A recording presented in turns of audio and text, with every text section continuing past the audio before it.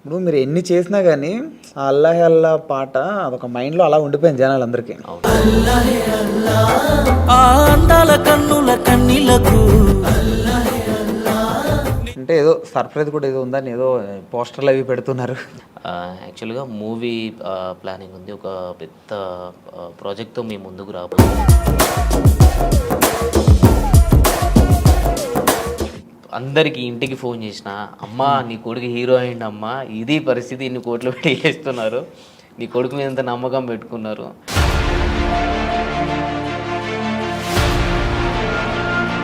ఈ 300 సాంగ్స్‌లో బాగా కష్టంతో చేసిన పాట ఏముంది? మొత్తంగా అంటే నేను లక్ష్మణ్ అన్నతోటి ప్రాజెక్ట్ చేసినప్పుడు కొంచెం బాగా బాధపడిన క్షణం. ఇట్లుండాలి, ఒక ఫ్యామిలీతో ఉండాలి.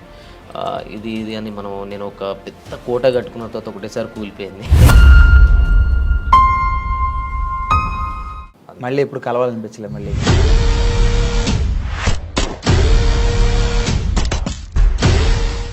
హాయ్ హలో అందరికీ నమస్తే, welcome to iDream media.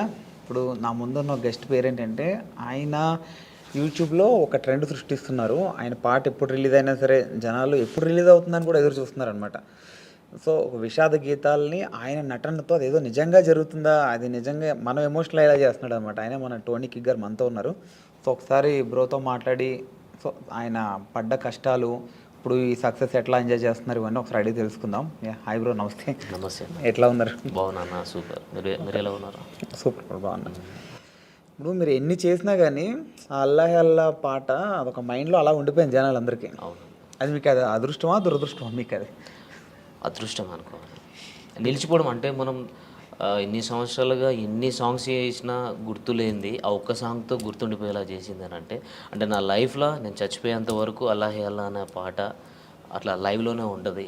Okay. And పలానా టోనీకి ఇక్కడ ఈ 'అల్లాహే అల్లా' సాంగ్ చేసిన అనేది ఆ ఒక్క సాంగ్ తోటి కొన్ని లైఫ్ లాంగ్ గుర్తుండిపోయేటట్టు చేసింది. కాబట్టి నాకు అదృష్టం అనుకోవాలి ఆ సాంగ్ నేను చేయడం. ఓకే. అంటే ఏదో సర్ప్రైజ్ కూడా ఏదో ఉందని ఏదో పోస్టర్లు అవి పెడుతున్నారు. యాక్చువల్గా మూవీ ప్లానింగ్ ఉంది. ఒక పెద్ద ప్రాజెక్ట్తో మీ ముందుకు రాబోతున్నాను నేను. ఇక అది నా డ్రీమ్ అనమాట. ఇప్పుడు మా డ్రీమ్లో నేను చెప్పుకుంటున్నాను. ఇన్ని ఇయర్స్గా కష్టపడ్డ దానికి ఫలితం వచ్చింది.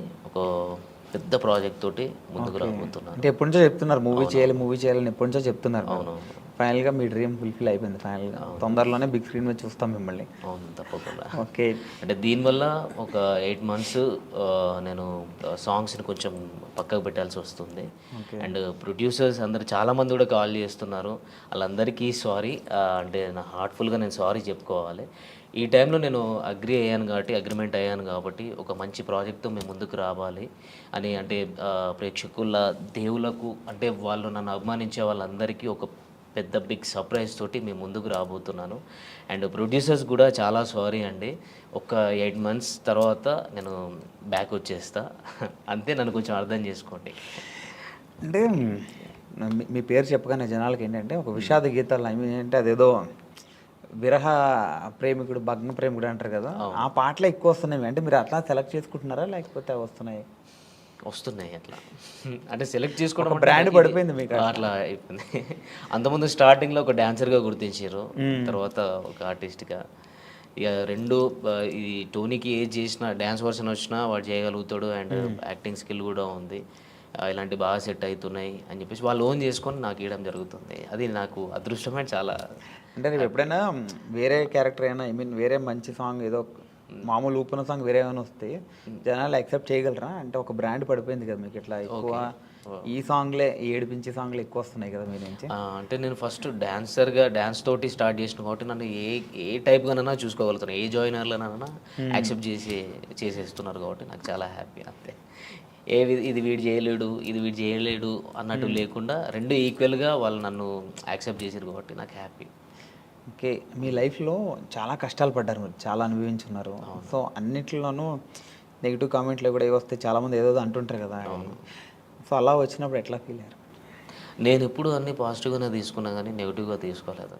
అంటే మనని వెనుక నుంచి ఎవరన్నా పొడిస్తే మనం అప్లేస్తామని నాకు తెలుసు. అంటే మన గురించి మనకు తెలియనప్పుడు ఎంతమంది అన్నా బ్యాక్ సైడ్ మాట్లాడుకుంటారు. మనతోటి మన రిలేషన్షిప్, అంటే మనతోటి ఉండి ఫ్రెండ్షిప్ చేసినప్పుడు నేనంటే ఏంటిదని తెలిసినప్పుడు వాళ్ళు అలాంటివి చేయరు. కాకపోతే ఆ కామెంట్స్ని నేను ఎప్పుడైనా కానీ పాజిటివ్గానే తీసుకున్నా, ఎప్పుడు బాధపడలేదు. అంత బాధపడి అంత పెద్దగా ఏం పెట్టలేదు కామెంట్స్ కూడా, లైట్.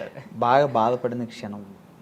బాగా బాధపడిన క్షణం అంటే మనిషి జీవితంలో హ్యాపీ ఉంటుంది, అట్లా సాడ్ కూడా ఉంటుంది, చాలాసార్లు జరుగుతుంది, కానీ మన మైండ్లో ఒకటి రిజిస్టర్ అయిపోయి ఉంటుంది కదా. అంటే నేను లైఫ్లో ఒకటి మనం ఎప్పుడైనా కానీ ఒకటి అనుకుంటాం, ఇట్లా ఉండాలి, ఒక ఫ్యామిలీతో ఉండాలి, ఇది అని నేను ఒక పెద్ద కోట కట్టుకున్న తర్వాత ఒకటేసారి కూలిపోయింది.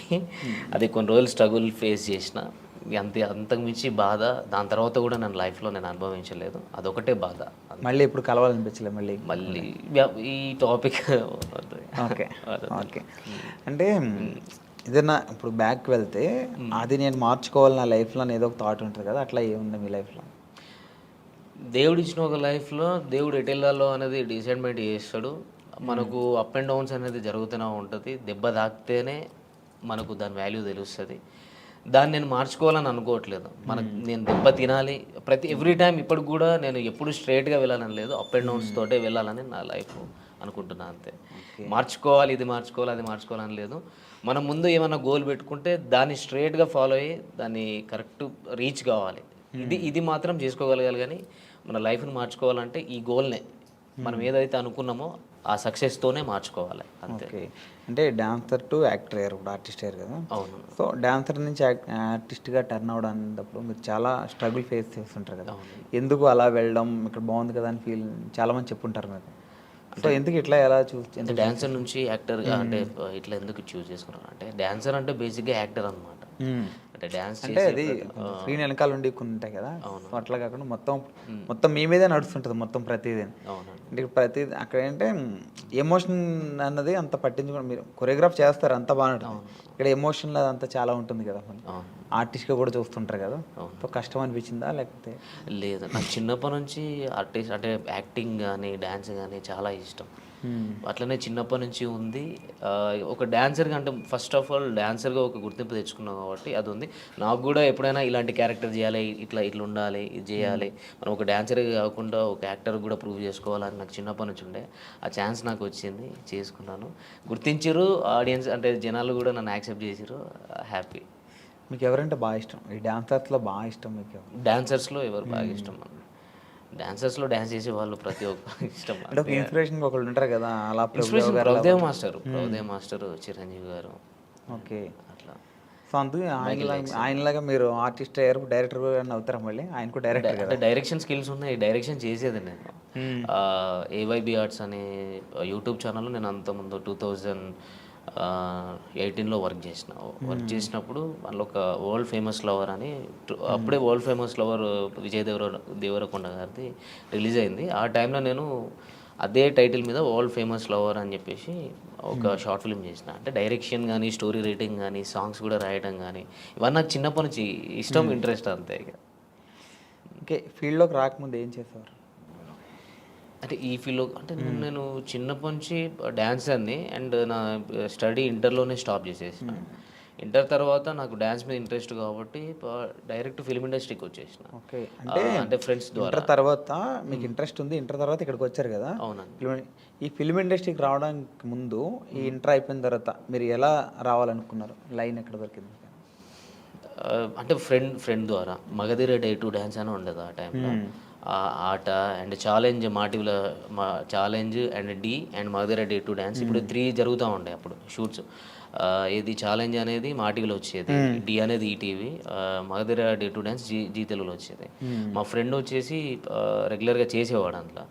నన్ను మా ఫ్రెండ్ ఏం చేసిండు, సాగర్ ఆయన పేరు, ఆయన తీసుకెళ్ళాను అనమాట. నువ్వు డ్యాన్స్ బాగా చేస్తున్నావు కదరా, నువ్వు కూడా సైడ్ డాన్సర్గా చేసేవరా కంటెస్టెంట్స్ తోటి అని చెప్పేసి తీసుకొని వచ్చిండు. నందు మాస్టర్తో చేసినాం. దాని నుంచి మెల్లగా శోభన్ మాస్టర్ అని చెప్పేసి హైదరాబాద్లో ఉండదు తెలుసుంటు గారు, ఆయన రాకేష్ మాస్టర్ని పరిచయం చేయించిండు. మన రాకేష్ మాస్టర్ ఉన్నారు కదా, ఆయనను పరిచయం చేయించి ఇట్లా స్టూడెంట్స్ ఉన్నారు మాస్టర్, మీ దగ్గర పెట్టుకోండి, ఈవెంట్స్ కానీ ఏమైనా ఉన్న వాళ్ళు అన్నీ చేస్తారు అని చెప్పనంటే, వాళ్ళ తరపు నుంచి మేము బోరబండలో ఉండే అప్పుడు రాకేష్ మాస్టర్ గారు. అప్పుడు అక్కడికి వెళ్ళి అట్లా స్టార్ట్ అయింది. అక్కడ నుంచే మాస్టర్ అంటే చాలా మాస్టర్ దగ్గరనే నేర్చుకున్నాను. నాకు ఒక డాన్సర్గా నేను డ్యాన్స్ చేయగలుగుతాను కానీ ఎక్స్ప్రెషన్స్ అవన్నీ నాకు తెలిసి ఉండేవి కాదు. 2008, 2009లో నేను ఇక్కడ ఇంద్రలో కాంప్లెక్స్లో ఉండేది. అప్పుడు బోరమండ నుంచి ఇక్కడికి ఇంద్రలో కాంప్లెక్స్కి వచ్చినాం అనమాట, ఇంద్రానగర్ దగ్గరికి. అక్కడ ఇన్స్టిట్యూట్ మాస్టర్ ఓపెన్ చేసిరు. అక్కడ ఒక 1 ఇయర్ వర్క్ చేసినాం కావచ్చు. ఓకే. ఆ టైంలో నాకు డ్యాన్స్ తప్ప ఏం తెలిసేది కాదు. అన్ఎక్స్‌పెక్టెడ్ అంటే ఆయన ప్రతిరోజు క్లాస్ తీసుకునేటోడు. అసలు డ్యాన్స్ చేస్తే డ్యాన్సే కాదు ఎక్స్‌ప్రెషన్స్ ఉండాలి. అలాంటివి నేను ఆయన దగ్గర చాలా నేర్చుకున్నా. ఆహ్, ఇప్పుడు మన మధ్యలో లేరు కాబట్టి అండ్ ఆయన తరపు నుంచే నేను యాక్టింగ్ అనేది కొంచెం నేను చూజ్ చేసుకున్నా. ఇట్లా ఉంటుంది, ఇది ఉంటదని. ఒక డాన్సర్‌గా నేను తెలుసుకున్నది ఆయన దగ్గరనే, రాకేష్ మాస్టర్ దగ్గరనే. అంటే కొరియోగ్రాఫర్గా సినిమాల్లోకి వెళ్ళకుండా మళ్ళీ ఆర్టిస్ట్గా టర్న్ అయ్యారు కదా మళ్ళీ. అంటే ఆ టైంలో 2009లో Gemini TV 31st night event చేసినాం. నాకు ఒక 10 డేస్ బాగా స్ట్రగుల్, అంటే ఎక్కువ స్టెయిన్ అయిపోయింది, ఫీవర్ వచ్చేసింది. ఇక్కడ నుంచి సిక్ అయిపోయి ఇంటికి వెళ్ళిపోయినా. ఇంటికి వెళ్ళిన తర్వాత ఇంట్లో వాళ్ళు పంపించలేదు. అప్పటికి ఆ లోపు ఒకవేళ 2009లో ఉండేది ఉంటే నాకు సైడ్ డాన్సర్ కార్డ్ తీసుకున్నట్టు. అప్పుడు షారోన్ అన్న ప్రెసిడెంట్గా ఉండే. ఆ టైంలో నీకు ఇప్పిస్తా అంటే పాల్ మాస్టర్ని చాలామంది వచ్చేవారు అప్పుడు రాకేష్ మాస్టర్ దగ్గరికి. నేను ఎక్స్పెక్ట్ చేయలేదు, కానీ ఇంట్లో వాళ్ళు కొంచెం స్టాప్ చేసారు, నీకు హెల్త్ పరంగా బాగాలేదు అనేసరికి అక్కడనే ఉండిపోయి ఇన్స్టిట్యూట్ పెట్టుకోవడం జరిగింది. ఇన్స్టిట్యూట్ పెట్టుకొని మెల్లగా అట్లా అయిపోయింది. అట్లనే డాన్సర్గా ఉండి ఒక ఆర్టిస్ట్గా ఈ యూట్యూబ్లోకి నేను అన్ఎక్స్పెక్టెడ్గా వచ్చిన. నాకు అంటే డైరెక్ట్ మూవీస్లోకి వెళ్ళాలి అన్నట్టు ఉండేది. అంటే నాకు డైరెక్ట్ టచ్ అక్కడికి వెళ్ళిపోయినా. రాకేష్ మాస్టర్ తరపు నుంచి నేను ఏదో మూవీస్లోకి వెళ్ళాలి, మూవీస్లో కొరియోగ్రాఫర్ కావాలి, డాన్సర్ కావాలి అనే థాట్ నుంచి ఇక కొన్ని మధ్యలో డిస్టర్బెన్స్ల వల్ల స్టాప్ అయిపోయి అక్కడనే మా ఊరు గోదావరికి అని అక్కడనే స్టాప్ అయిపోయినా. అక్కడ స్టాప్ అయిపోయి అన్ఎక్స్పెక్టెడ్గా ఒక సిచ్యువేషన్ జరిగింది. అటు నుంచి ఇళ్ళకు రావడం జరిగింది. యూట్యూబ్లోకి రావడానికి మీకు ఎవరు హెల్ప్ చేశారు? అంటే ఎవరు చెప్పారు ఇట్లా యూట్యూబ్లో చేద్దాం మనం అని చెప్పి? యూట్యూబ్లోకి మా ఫ్రెండ్ ఉండేటోడు, చరణ్ అని. వాడు మూవీస్ చిన్న చిన్న మూవీస్ చేసిండు, అవి ఇంకా రిలీజ్ కాలేదు, నార్మల్ తక్కువ బడ్జెట్. వాడు ఎప్పటికీ యూట్యూబ్ మీద కాన్సన్ట్రేషన్ ఉండేది. అసలు నాకు యూట్యూబ్ మీద అంత ఐడియా లేకుండే. వాడు ఎక్కువ యూట్యూబ్లో ఇది ఉంటుంది అది ఉంటుంది అని కవర్ సాంగ్స్ నాతో చేయించుకున్నాను. అంటే నా మైండ్ అప్పుడు నేను కొంచెం స్ట్రగుల్లో ఉండే, మైండ్ అంటే బాగా డిప్రెషన్లోకి వెళ్ళిపోయి ఉండే. వాడు దాంట్లో నుంచి బయటపెట్టడం కోసం వాడు యూట్యూబ్ అనే ఛానల్ని ఇంట్రడ్యూస్ చేసింది నాకు. కవర్ సాంగ్స్ చేద్దాం రాదని అన్నప్పుడు చేస్తే అందులోకి వెళ్ళి తీసుకొచ్చి ఇక్కడ హైదరాబాద్లో బోరబండాల మన అత్తాపూర్ దగ్గర శ్రవంత్ బంటి సార్ అని ఉంటారు, శ్రవంత్ బంటి. వాళ్ళది ఏవైబీ ఆర్ట్స్ అనే ఛానల్. అంటే నేను డిప్రెషన్లో నుంచి బయటికి రావడం కోసం వాడు ఏం చేసిందంటే ఆ ఛానల్ తీసుకెళ్ళి చేపించిండు అన్నట్టు, చేర్పించిండు. అక్కడ వాడు వదిలేసి వెళ్ళిపోయాడు. అరే చేసుకో, ఎందుకనంటే వాడు నా గురించి ఏం చూసినాడంటే నీకు టాలెంట్ ఉంది, నువ్వు అంతా ఇక్కడనే అయిపోవద్దు, నువ్వు ఇక్కడనే ఉంటే చచ్చిపోతావు కావచ్చు అనే రేంజ్లో అంత పిచ్చిగా ఉండటం. వీడు మారిపోవాలంటే వీనికి ఏదో ఒక పని ఉంటే వీడు మారిపోతాడు అన్నట్టు తీసుకుపోయి నన్ను అక్కడ వేసిండు. అక్కడ నాకు డ్యాన్స్ నేర్పిమని సార్ చెప్పారు. ఆర్టిస్టులు వస్తూ ఉంటారు, వాళ్ళకి డ్యాన్స్ చెప్పండి మీరు అని చెప్పి అన్నారు. మంత్లీ ఇంత మీకు పేమెంట్ ఇస్తా అది ఇది అని చెప్పానంటే అది యాక్సెప్ట్ చేసిన. తర్వాత నీ లోపల యాక్టింగ్ స్కిల్స్ ఉన్నాయి టోనీ, నువ్వు కూడా షార్ట్ ఫిల్మ్స్ చేసుకోవచ్చు, వెబ్ సిరీస్ చేద్దాం అని అంటే అన్ఎక్స్పెక్టెడ్ సరే ఓకే అన్న ట్రై చేసిన. అంటే నాకు యాక్టింగ్ చేయాలని చాలా ఇంట్రెస్ట్ ఉండే ఆ టైంలో. అనుకోకుండా చేసేసిన. టోనీ నువ్వు డాన్సరే కాదు, నువ్వు యాక్టర్ కూడా, నువ్వు అయితే ఏదో ఒక రోజు మంచిగా ఉంటుంది అది అని చెప్పని అన్నారు. మళ్ళీ అన్ఎక్స్పెక్టెడ్ అంటే ఇది మూవీ వర్షన్ నుంచి యూట్యూబ్ నుంచి ఫోక్ ఇండస్ట్రీకి ఇక రఘుజాన్ అన్న ఫ్రెండ్, వాడు కొరియోగ్రాఫర్. వాడు అన్ఎక్స్పెక్టెడ్గా నువ్వు వచ్చి సాంగ్ చేయాలని చెప్పని అన్నాడు. చలో చలో కమలమ్మ సాంగ్ చేశాను. అప్పుడు కూడా నాకు ఇంట్రెస్ట్ లేదు, అన్ఎక్స్పెక్టెడ్ చేసిన, అది సక్సెస్ అయింది. వెంటనే అదే ప్రొడ్యూసర్ నాకు కాల్ చేయడం జరిగింది. చాలామంది నంబర్స్ తీసుకొని ఇట్లా టోనీ బాగా చేస్తున్నాడు ఫోక్ ఇండస్ట్రీలో, ఆయన చేసిన సాంగ్ ఫస్ట్ సాంగ్ బాగుంది అన్నట్టు అట్లా మెల్లమెల్లగా నాకు ఛాన్సెస్ వచ్చినాయి అన్న. అట్లా వచ్చింది యూట్యూబ్లో. ఇప్పుడు మీ real name Vinayakanth. Okay, Vinayakanth నుంచి టోనీకి ఎట్లా మారారు? అంటే నా చిన్నప్పటి నుంచి పేరు టోనీ. ఇంటి పక్కల స్కూల్లో కూడా టోనీ అని పిలుస్తారు. ఓన్లీ సర్టిఫికేట్ మీద మాత్రమే వినయకాంత్ అని ఉంటుంది. Original Tony. అయితే కిక్ అని ఎట్లా వచ్చిందంటే నేను రవితేజ ఫ్యాన్ అనమాట. రవితేజ అన్న ఫ్యాన్ని. అట్లా కిక్ మూవీ వచ్చినప్పుడు టోనీకి పక్కకు కిక్ యాడ్ చేసుకున్నాను. అప్పుడు ఎప్పుడో చిన్నప్పటి నుంచి టోనీ కిక్ అని Facebook ID first time create చేసినప్పుడు కూడా టోనీ కిక్ అని ఉండేది. అట్లనే నాకు కంటిన్యూ అయిపోయింది. అందరూ టోనీ కిక్ అనడం. ఆయనతో ఏదో ఒక సాంగ్ కొరియోగ్రఫీ చేస్తారనుకుంటే ఇప్పుడు ఆర్టిస్ట్గా అయ్యారు అంటే ఆయన పక్కనే ఆఫర్ వస్తే ఎట్లా ఫీల్ అవుతారు?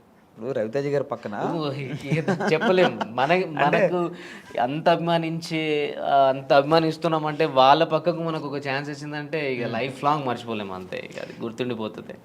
నాకు అదృష్టం అనుకోవాలి. ఆ అదృష్టం ఉంటే నిజంగా చాలా అంటే కలవడం, ఫోటో దిగడం ఇది కాదు మెయిన్. ఒక్క సినిమాలో సరే కొరియోగ్రఫీగా అన్న, ఒక సైడ్ డ్యాన్స్గా అన్న అట్లా చేసిన అంటే పక్కకు ఒక చిన్న క్యారెక్టర్ ఇట్లా వచ్చి వెళ్ళిపోయినా ఒక సీన్లో కనిపిస్తే చాలు. అట్లా నేను చాలా హ్యాపీ. 2 ఆప్షన్లు ఏంటంటే ఆయన పక్కన ఆర్టిస్ట్గా చేస్తావా, డాన్సర్గా అదే డాన్స్ మాస్టర్గా చేస్తావంటే ఏం తీసుకుంటారు రెండిట్లో? ఆర్టిస్ట్గా చేస్తాను. ఆయనతో వర్క్ చేయడం ఇష్టం. డాన్సర్గా అంటే ఇట్లా చేసి వెళ్ళిపోతారు. అదే మూవీ ప్రాజెక్ట్ ఏదైనా ఉంటే మనం మూవీ కంప్లీట్ అయ్యేదాకా ఉంటాం. అది లైఫ్ లాంగ్ నేను పోయేదాకా ఉంటుంది. ఓకే, అంతకు మించి ఏం లేదు కదా. మనం ఇష్టపడే పర్సన్స్ వాళ్ళ పక్కకే మనం యాక్టింగ్ చేస్తున్నామంటే అది చెప్పుకోలేము. అది అందుకు రవితేజ గారి మీద ఇష్టంతో కిక్ అని అట్లా అయిపోయింది. టోనీ కిక్ అయిపోయింది.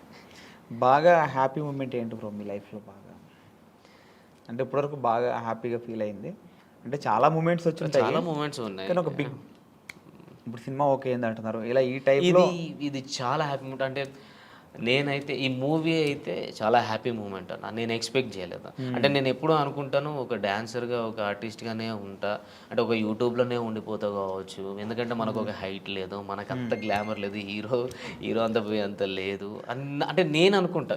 నేను ఎక్స్పెక్ట్ అంటే నా ఫీల్ అవుతా ఉంటా, అంటే కొంచెం ఇంకొక 2 ఇంచులు 3 ఇంచులు హైట్ ఇచ్చినా అయిపోరా, కొంచెం గ్లామర్ ఇచ్చినా అయిపో అన్నట్టు మనం ఫీల్ అవుతూ ఉంటాం. అంటే నేను ఫీల్ అవుతూ ఉంటాను. కానీ సడన్గా నువ్వే హీరో, నీతోనే ప్రాజెక్ట్ చేస్తున్నాం, ఇన్ని కోట్లు పెట్టి చేస్తున్నాం అని అన్న తర్వాత అది హ్యాపీనెస్గా చెప్పలేంది. నేను ఆ రోజు మాత్రం అగ్రిమెంట్ అయిపోయి అన్నీ కంప్లీట్ అయిపోయినాయి అన్న రోజు నేను ఎక్స్పెక్ట్ చేయలేదు. అసలు ఒక డైనమాలో ఉన్నా. కానీ అందరికీ ఇంటికి ఫోన్ చేసిన, అమ్మా నీ కొడుకు హీరో అయింది అమ్మా, ఇది పరిస్థితి, ఇన్ని కోట్లు పెట్టి చేస్తున్నారు, నీ కొడుకు మీద ఎంత నమ్మకం పెట్టుకున్నారు, ఇది ఇన్ని రోజులు కష్టపడ్డదానికి నేను ఎక్స్పెక్ట్ చేయలేని ఫలితం అనేది వచ్చింది. అంటే నేను ఎన్నో స్ట్రగుల్స్ నుంచి వచ్చిన నాది మామూలుగా తప్పేను. ఎన్నో బాధల నుంచి అసలు నేను అసలు ఏ దారి ఎటు నుంచి దేవుడు ఎటు తీసుకెళ్తాడో కూడా ఎక్స్పెక్ట్ చేయలేదు. అసలు ఈ 5 years ఎట్లా గడిచింది అనేది కూడా నాకు ఐడియా లేదన్న. అట్లా వెళ్ళిపోయింది అంతే. కానీ సంతోషంగా అంటే చాలా హ్యాపీగా ఫీల్ అవుతున్నాను. నా డ్రీమ్ ఐ డ్రీమ్లో చెప్పుకుంటా. డ్రీమ్ ఐటెంలో చెప్తాను. ఓకే ఓకే, ఇంకా ఫ్యూచర్ ప్రాజెక్ట్, ఇంకా ఫ్యూచర్ మీ గోల్స్? మూవీ ఓకే అయింది అంటే ఎప్పటి నుంచో అనుకుంటున్నారు కదా సినిమా. మీ ఫ్యాన్స్ని కూడా చాలా మందిని తొందరలో సినిమా సినిమా తీస్తాను అని చాలా రోజుల నుంచి అన్నాను. కానీ కన్ఫామ్గా మీకు ఈ 2 monthsలో, ఈ వచ్చే 2 monthsలో అప్డేట్ ఇస్తారు. ఎందుకంటే గ్రౌండ్ వర్క్ నడుస్తుంది, వర్క్షాప్ నడుస్తుంది.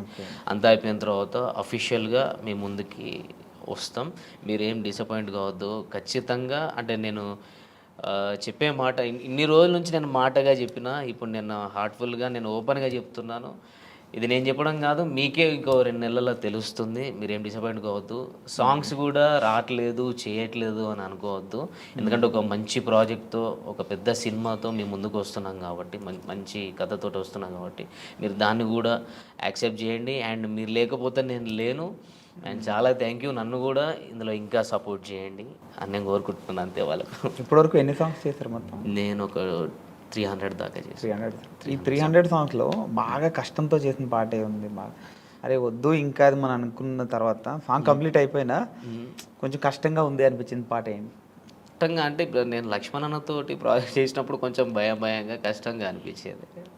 అట్లా కొన్ని టైమ్స్లో నేను హెల్త్ కరెక్ట్గా లేనప్పుడు కూడా డ్యాన్స్ చేయడం నాకు బాగా కష్టం అనిపించింది. అట్లా చాలా జరిగినాయి అన్న, ఒకటని కాదు, బాగా జరిగినాయి. ఇది యాక్టింగ్ వర్షన్కి వస్తే లక్ష్మణ్ అన్నతో చేస్తే కొన్ని కష్టం అనిపిస్తాయి, భయం అనిపిస్తుంది. కష్టం ఏం లేదు, ఇష్టమే, కానీ కొంచెం భయం వేస్తుంది.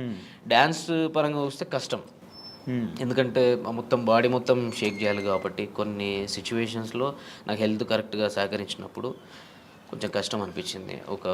చాలాసార్లు అయింది అట్లా. అంటే ఇన్ని పాటల్లో మీకు ఇష్టం లేకుండా మీరు ఏదో ఒక ఫ్రెండ్ చెప్పారని ఫ్రెండ్ గురించి అని, అంటే పాట నచ్చకపోయినా మీరు చేసినవి ఒకటి ఉంటాయి కదా, ఉన్నాయా అట్లాంటివి? పేరు చెప్పాలి లేదా? అట్లా లేదా? తర్వాత బాధపడింది ఏమున్నాయా? లేదు అట్లేం లేదు. మనం ఏదైనా సాంగ్ నచ్చితే చేస్తాం, నచ్చకుండా అయితే మనం చేయలేము, అడిగేయలేము. నచ్చే చేసినాము నేను సాంగ్స్, ఎప్పుడు నచ్చకుండా చేయలేము. ఓకే, అంటే కొంతమంది ప్రొడ్యూసర్స్ కూడా అంటే అంటే పాట హైప్ పోతుంది అనే నమ్మకం కాకుండా మీడియంలో ఉంది, ఒకటి హైప్లో ఉంది, అంటే మొత్తం పూరా డల్గా ఉంటే మాత్రం లేదన్నా ఇలా లేదు అని చెప్పగలుగుతా. కానీ నన్ను కన్విన్స్ చేసి నేను ఇష్టం లేకుండా చేసిన ప్రాజెక్ట్ అయితే ఏది లేదు, అన్ని ఇష్టం ఉండే చేసేసిన. కొంతమంది నెగిటివ్గా కామెంట్లు పెడుతుంటారు, వాంటెడ్లీ కావాలని పెడుతుంటారు. అట్లా వచ్చినప్పుడు ఎలా ఫీల్ అవుతుంది? నేను కావాలని పెట్టినప్పుడు దాన్ని నేను ఏం చేయలేనన్న. నేనైతే అసలు ఈ స్టార్టింగ్లో ఎప్పుడో 1 ఇయర్లో అంటే ఈ ఫస్ట్ ఇయర్లో నేను చూసుకున్నా కామెంట్స్, బాధ అనిపించేది. తర్వాత నుంచి అసలు కామెంట్స్ చూడడమే బంద్ చేసిన. తర్వాత మధ్యలో మా ఫ్రెండ్స్ ఎప్పుడు కామెంట్స్ కూడా చూసుకోవాలి, చూసుకుంటే నీ గురించి ఏం నెగిటివ్ ఉందా పాజిటివ్ ఉందా తెలుస్తుంది, దాన్ని నువ్వు క్లియర్ చేసుకోవచ్చు అన్నట్టు కూడా మాట్లాడేది. అట్లా నేను చూసేది. అవన్నీ చూసి ఏమైపోయిందని అంటే కామన్ అయిపోయింది నాకు. అంత నెగిటివ్గా తీసుకునే అంత లేదు. తర్వాత నాకైతే ఎవరు ఇదివరకు నెగిటివ్గా పెట్టిర్రో వాళ్ళందరూ పాజిటివ్గా కామెంట్స్ ఇప్పుడు స్టార్ట్ చేసారు, అది నాకు హ్యాపీగా ఉంది. ఓకే, బెస్ట్ కాంప్లిమెంట్ ఏంటి ఇప్పుడు వరకు మీ లైఫ్లో, ఎవరి నుంచి వచ్చింది? బెస్ట్ కాంప్లిమెంట్ నాకు లక్ష్మణ్ అన్న తరపున వచ్చింది. ఓకే, లక్ష్మణ్ అన్న నుంచి వచ్చింది, నా ఫ్రెండ్స్ తరపున నుంచి వచ్చింది, బబ్లు గారు కానీ రఘుజాన్ గారు కానీ వాళ్ళ తరపున నుంచి వచ్చింది. కానీ లక్ష్మణ్ అన్న అంటే ఆయన నేను ఒక యూట్యూబ్ జక్కన్నగా చూస్తాను. అంటే ఆయననే అంటే నాకేం పూర్తిగా తెలియదు కదా, నాకు యాక్టింగ్ స్కిల్స్ ఉన్నాయి అంటే నేను చేయగలుగుతా అని ఆ నమ్మకం పెట్టుకొని ఆయన ఇట్లా చేయాలి అట్లా చేయాలి అని చెప్పాను. అయినా ఒక మంచి కాంప్లిమెంట్ అన్న. ఒక టైంలో దీన్ని ఒకసారి అన్నాడు, నేను చనిపోయేంత లోపల నిన్ను హీరోగా చేసి నేను పోతాను, అంత మంచి యాక్టర్. అంటే ఇది నాకన్నా ముందు పర్సనల్గా బబ్లుతో షేర్ చేసుకున్నాడు. నువ్వునన్నా ఇంత మంచి యాక్టర్, ఆయనను ఖచ్చితంగా చనిపోయే అంటే నేను చచ్చేంత వరకు అంటే చచ్చేంత లోపల ఆయన హీరోని చేసి ఉంటానా, నిల్చోబెడతా అలాంటి అంత మించి ఇంకేం లేదన్న నాకు. ఆయన అట్లా అన్నాడు అంటే ఆయన నాకు యూట్యూబ్లో ఆయన నాకు చాలా పెద్ద ఒక మంచి గొప్ప వ్యక్తిలకే కనిపిస్తాడు. అట్లాంటి పర్సన్ అన్నాడు అని అంటే ఒక ఇన్స్పిరేషన్గా తీసుకుంటాను నేను. అంటే ఇట్లా చేయాలరా, ఇట్లా ఉండాలని. అట్లాంటి అయినా నాతో స్ట్రేట్గా చెప్పకుండా నా ఫ్రెండ్స్తో చెప్పుకున్నాడు అని అంటే నాతో కూడా డైరెక్ట్గా అన్నాడు. ఒక తర్వాత కొన్ని డేస్ తర్వాత అన్నాడు. ఆ మాటని నేను ఇప్పుడు కూడా మర్చిపోను. ఇప్పుడు మూవీ ఆఫర్ వచ్చింది కదా, చెప్పావా ఎలా ఫీల్ అయ్యాడు? చెప్పినావు. అన్ననే చేసేది, ఇప్పుడు అన్ననే డైరెక్షన్ చేస్తున్నాడు, అన్న చేతుల మీదనే వస్తున్నా. ఓకే, ఇద్దరు కలిసి చాలా గట్టి కొడుతున్నారు. చాలా హ్యాపీగా ఉంది. చెప్పి 5 months 6 months అవుతుంది. ఆ 6 months లోపే అగ్రిమెంట్లు అయిపోయినాయి. నాకు చాలా హ్యాపీగా ఉంది. నీకు ఎప్పుడైనా సరే అది మార్చుకుంటే బాగుండు నాకు, సో అది మార్చుకుంటే నా కెరీర్ ఇంకొంచెం బాగుండు అట్లా ఎప్పుడైనా ఏదైనా అనిపించిందా? మార్చుకుంటే బాగుండు అంటే కెరియర్లో ఏం లేదన్న. అంటే నన్ను నేను ఇంకా డెవలప్ చేసుకోవాలని ఆలోచిస్తున్నా. అంటే డెవలప్మెంట్ అంటే డ్యాన్స్ పరంగా అయినా స్టైల్ కొంచెం చేంజ్ చేసుకోవాలని, యాక్టింగ్ పరంగా కూడా ఇంకా ఏదో ఇంప్రూవ్ చేసుకోవాలి, ఇంకేదో చేయాలి, ఇంకా చేంజ్ చేసుకోవాలి అనేది మాత్రం ఇదైతే ఉంది. ఓకే ఓకే, అయితే తొందరలోనే మూవీ స్టార్ట్ చేసి మూవీ ప్రమోషన్ రావాలి మళ్ళీ మీరు ఇక్కడికైతే. ఖచ్చితంగా ఖచ్చితంగా. యా, హోప్ మూవీ తొందరలోనే రిలీజ్ అవ్వాలి. నీ డ్రీమ్ ఎప్పటి నుంచో కోరుకుంటున్నా, నీ డ్రీమ్ నెరవేరి పెద్ద సక్సెస్ కొట్టాలని చెప్పి హార్ట్ఫుల్గా కోరుకుంటున్నాను. Thank you so much. Thank you. Yeah, ఇది మన టోనీ